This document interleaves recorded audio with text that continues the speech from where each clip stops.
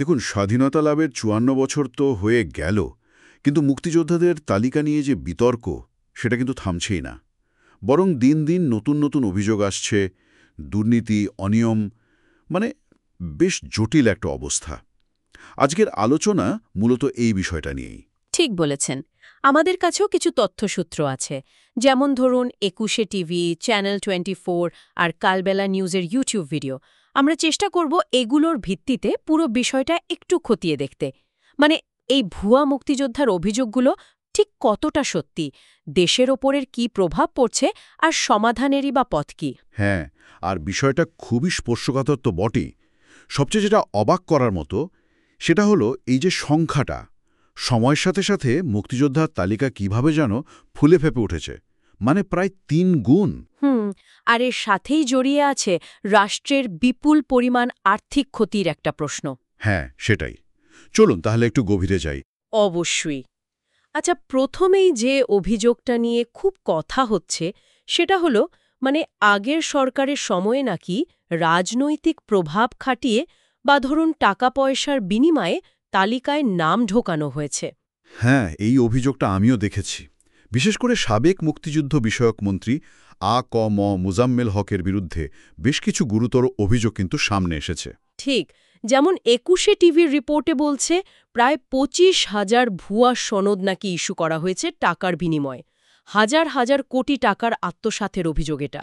ভাবা যায়, এক একটা সনদের জন্য নাকি ৫ থেকে ৭ লাখ, আর যারা একটু উচ্চপদস্থ কর্মকর্তা তাদের ক্ষেত্রে ১ থেকে ২ কোটি টাকা পর্যন্ত।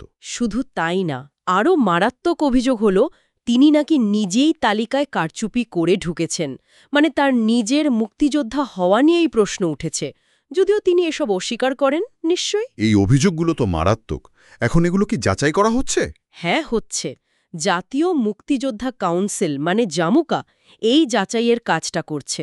তারা ২২ জন বেশ প্রভাবশালী ব্যক্তির সনদ এখন খতিয়ে দেখছে। ২২ জন? কারা আছেন এই তালিকায়?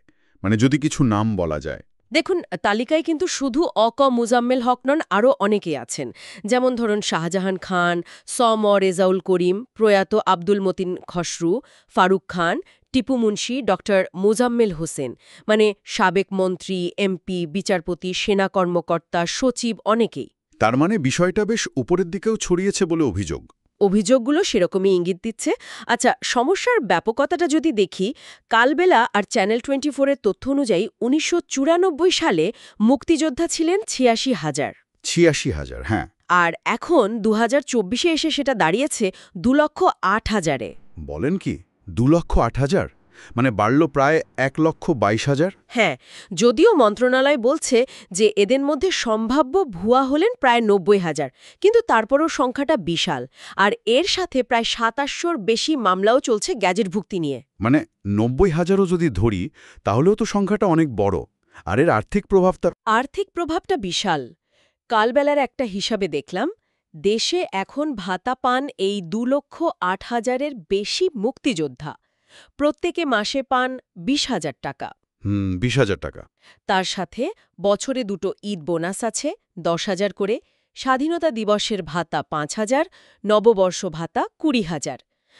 সব মিলিয়ে বছরে কম করে হলেও ২,৬৭,০০০ টাকা করে পান একজন। তার মানে ওই যে ৯০,০০০ সম্ভাব্য ভুয়া মুক্তিযোদ্ধার কথা বলা হলো, হ্যাঁ, ওই সংখ্যাটা ধরলে বছরে প্রায় ২৪০০ কোটি টাকা। ২৪০০ কোটি? বিশাল অঙ্ক তো।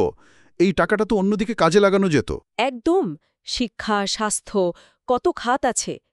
এই কারণেই বোধহয় এখন এই যাচাই প্রক্রিয়াটা এত গুরুত্বপূর্ণ হয়ে উঠেছে। অন্তর্বর্তীকালীন সরকারের উপদেষ্টা ফারুকি আজম, তিনি তো নিজেও একজন বীর প্রতীক। হ্যাঁ, জানি। তিনি জানিয়েছেন, ভুয়া মুক্তিযোদ্ধাদের তথ্য দেওয়ার জন্য মন্ত্রণালয়ের ওয়েবসাইটে একটা ফর্মও দেওয়া হয়েছে।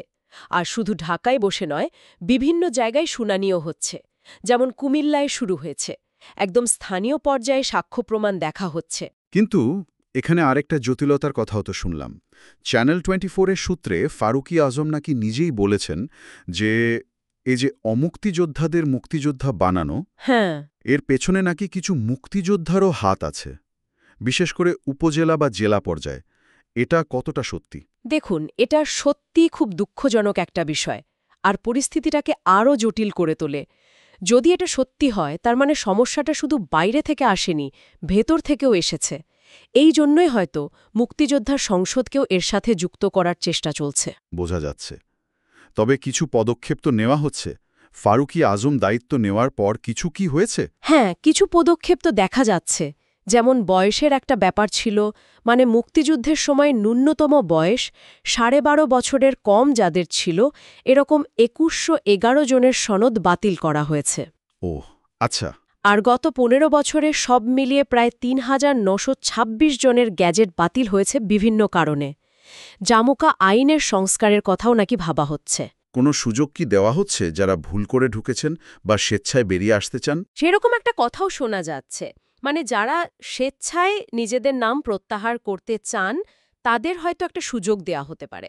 তবে এটা এখনো আনুষ্ঠানিক কিছু না, দেখা যাক কি হয়। তাহলে সব মিলিয়ে যা বুঝলাম, এই ভুয়া মুক্তিযোদ্ধার অভিযোগ ব্যাপক, রাষ্ট্রের বিরাট আর্থিক ক্ষতি হচ্ছে এর ফলে, আর বেশ কিছু হেভিওয়েট নামও জড়িয়ে গেছে এর সাথে। তবে একটা চেষ্টা চলছে এখন পরিস্থিতি সামাল দেওয়ার। একদম। আর এই পুরো ব্যাপারটা কিন্তু আমাদের মুক্তিযোদ্ধা, আমাদের সত্যিকারের বীর, তাদের প্রতি যে সম্মান, সেটাকে মারাত্মকভাবে প্রশ্নবিদ্ধ করে। ৭১-এর চেতনাকে ব্যবহার করে কেউ যদি ব্যক্তিগত ফায়দা লোটে, সেটা তো শুধু অন্যায় নয়।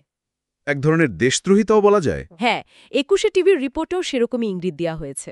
ঠিক, কিন্তু শেষে এসে একটা প্রশ্ন মনে ঘুরছে, যদি সত্যিই কিছু মুক্তিযোদ্ধা এই প্রক্রিয়ায় জড়িত থাকেন, যেটা চ্যানেল 24-এর সূত্রে আসছে, তাহলে এই যে একটা বিশ্বাসের সংকট তৈরি হলো, এটা কাটবে কিভাবে?